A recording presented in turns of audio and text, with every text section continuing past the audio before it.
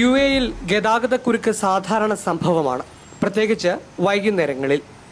അലൈനിൽ താമസിക്കുന്ന സനിൽ മാത്യു ചികിത്സാർത്ഥം ഒരു ദിവസത്തെ അത്യാവശ്യ അവധിയെടുത്താണ് നാട്ടിലേക്ക് പോകാനായി ടിക്കറ്റ് എടുത്തത്.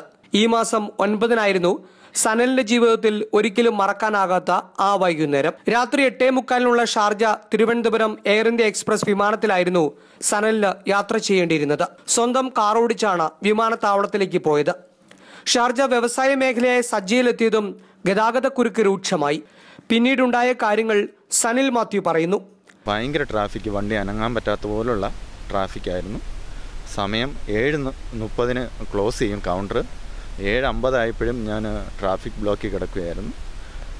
അത് കഴിഞ്ഞിട്ട് എന്തോ എനിക്ക് തോന്നി 999 നമ്പറിൽ വിളിക്കുകയും അവിടുന്ന് എനിക്ക് മറുപടി കിട്ടുകയും പോലീസ് വരികയും എന്നെ പെട്ടെന്ന് എയർപോർട്ടിൽ എത്തിക്കുകയും എന്നെ സുരക്ഷിതമായിട്ട് എത്തിക്കുകയും ചെയ്തു.